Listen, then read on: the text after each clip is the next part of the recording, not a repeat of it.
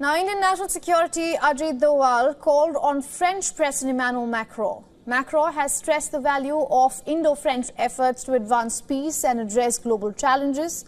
The French president appreciated Indian Prime Minister Narendra Modi's initiative. National security adviser Ajit Doval जो है वो France पहुंचे हुए हैं और जो फ्रेंच गवर्नमेंट है बड़ा प्रोटोकॉल दे रही है इनको।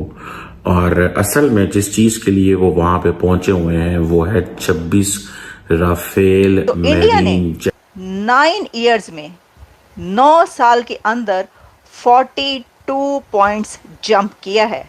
ये मैं बोल रही थी, ये जो अमेजिंग। अजीत डोवाल एक इतना बड़ा नाम है कि मेरा ख्याल है कि पाकिस्तान में जितने भी पढ़े लिखे लोग हैं जिन्होंने मैट्रिक कर लिया है और उससे आगे उन सबको पता है कि अजीत डोवाल कौन है। कर लेते हैं so called shining India, burning India की आईना इनको दिखाया तो बुरा मान गए। और सिर्फ यही नहीं बल्कि पूरा जो भारतीय मीडिया है, भारतीय वज़ीर आज़म नरेंद्र मोदी बड़ी अक्कड़ के साथ व्हाइट हाउस पहुंचे थे। सारे सहाफियों का पहले से मुंह बंद कर रखा था, लेकिन एक सहाफी ने उनकी पोल खोल दी। भारत में इंसानी हुकूक की पामाली और इज़हार राय दबाए जाने से मुतालिक सख्त सवाल हुआ तो गुजरात के कसाई के तो जैसे पसीने छूट गए। कभी माथे से पसीना साफ किया, कभी ग्लास उठाकर पानी पीना शुरू कर दिए। देखें जरा, ये देखें, आप देख national security adviser Ajit Doval साहब पहुंचे फ्रांस और वहां पर उनकी मीटिंग हुई है फ्रांस के प्रेसिडेंट मैक्रोन के साथ।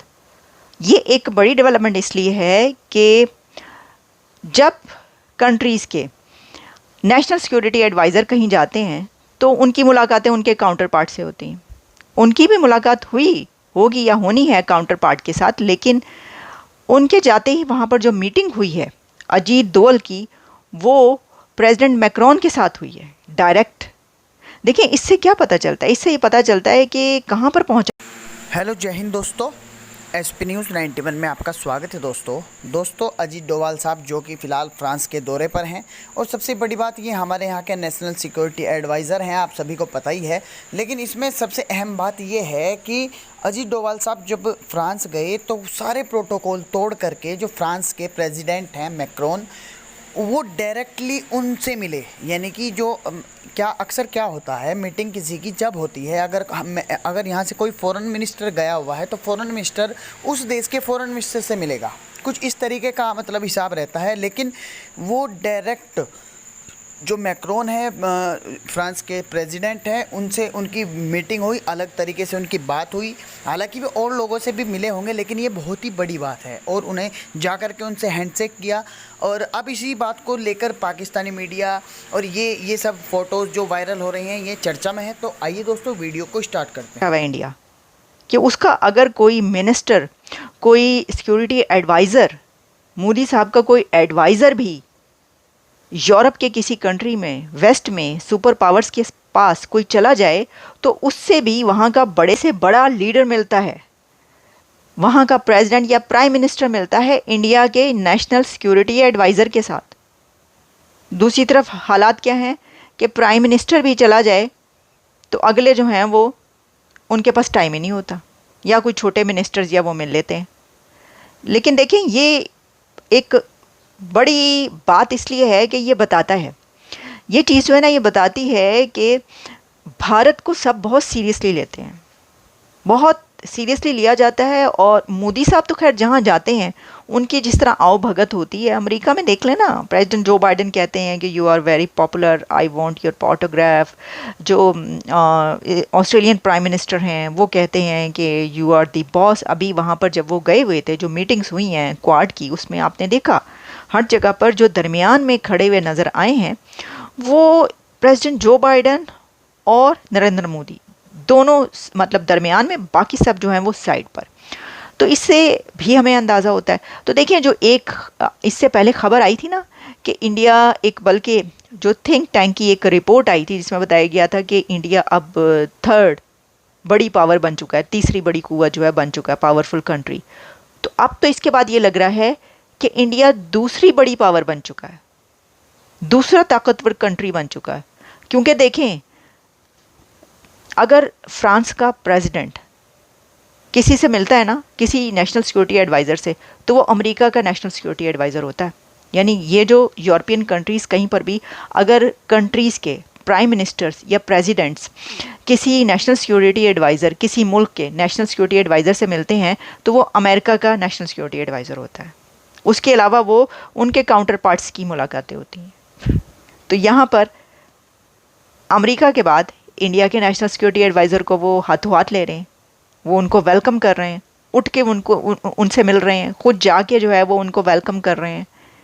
तो इससे क्या पता चलता है कि या तो अमेरिका के जो सिक्योरिटी एडवाइज़र है उससे बातचीत होती है प्रेसिडेंट और प्राइम मिनिस्टर की, या फिर जब इंडिया के जो जाते हैं उनसे बातचीत होती है। ये तो देखें आपके सामने, अब ये इस सिचुएशन ऐसी, इस पर यही कहना पड़ेगा। और क्या वजह, आप ये कह सकते हैं जी उन्होंने कोई ख़ास बात करनी थी, कोई कान में उनके बात कहनी थी, कोई सीक्रेट बात करनी थी, या कोई मोदी साहब को कोई बड़ा ही सीक्रेट मैसेज करना था, यही हो सकता है ना। आप डिनाई सिर्फ इसी वजह से कर सकते हैं, ओ नहीं वो तो वो इसलिए उन्होंने किया कि उन्होंने कोई मैसेज भेजना होगा तो उन्होंने कान में, वो वैसे भी जा सकता था, बताया जा सकता था। एनीवेज ये तो साबित करती है बात। लेकिन अब वो गए क्यों हैं वहाँ पर, तो देखें वो इस सिनेरियो में कि जिस वक्त जंगें लगी हुई हैं, इससे पहले वो रशिया भी गए थे और वहाँ पर जाकर उन्होंने प्रेसिडेंट पुतिन को ये कहा था कि मैं आपके लिए मोदी साहब का पैगाम लेकर आया हूँ। और वो पैगाम क्या था उनको बता दिया था उन्होंने, वो जो यूक्रेन का दौरा था कि भाई ये बातचीत हुई है, ये हाल है, ये सूरत हाल है, तो आप देख लें कि क्या करना है। अच्छा, इसी के साथ अब जब वो वहाँ पर गए हैं तो पॉसिबिलिटी है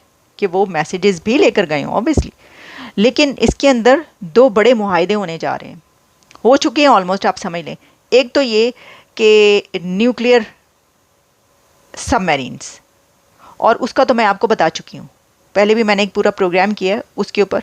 तो न्यूक्लियर सबमरीन्स जो हैं उसकी डील ऑलमोस्ट डन है इंडिया और फ्रांस के बीच।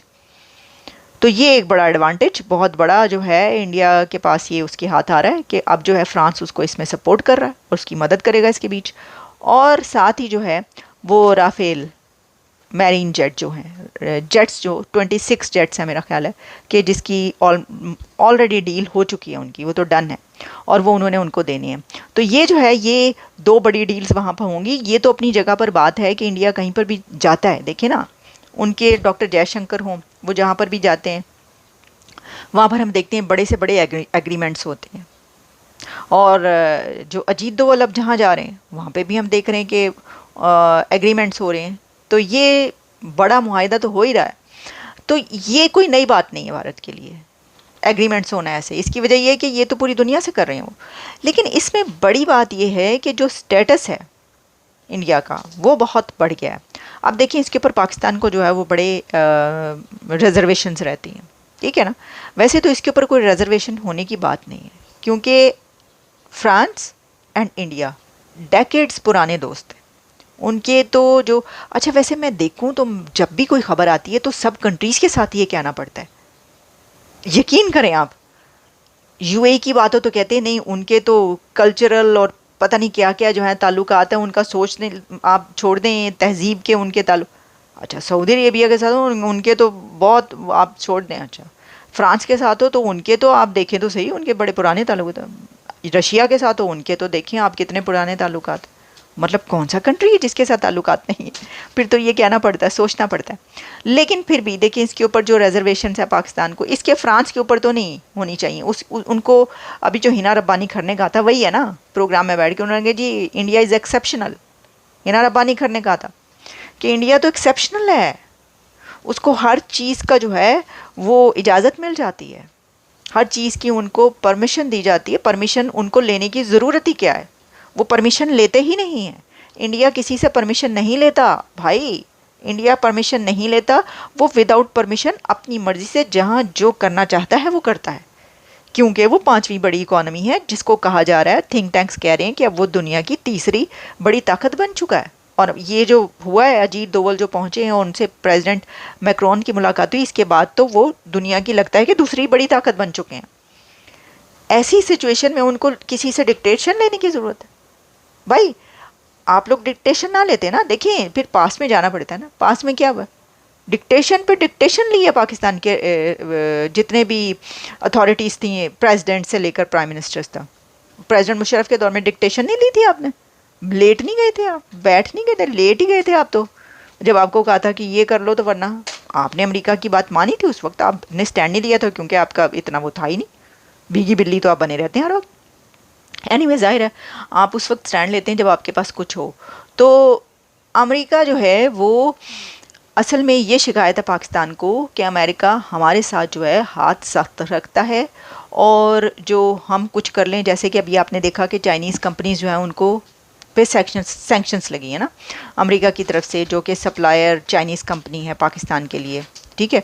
उसके ऊपर उसने कहा कि जी ये जो है हमारे ऊपर ही सर, अब इसके अलावा ईरान के साथ पाकिस्तान ने जो गैस पाइपलाइन है वो करने का तो इसके ऊपर भी मैथ्यू मिलर ने कह दिया, उन्होंने कहा कि ये तो हमारा स्टैंड है, हमारे और पाकिस्तान के ताल्लुकात ये नहीं है कि ख़राब हो गए या हम उनको नहीं, ये जो हम बात कर रहे हैं ईरान गैस पाइपलाइन की, ये हमेशा से हमारा स्टैंड है वही है कि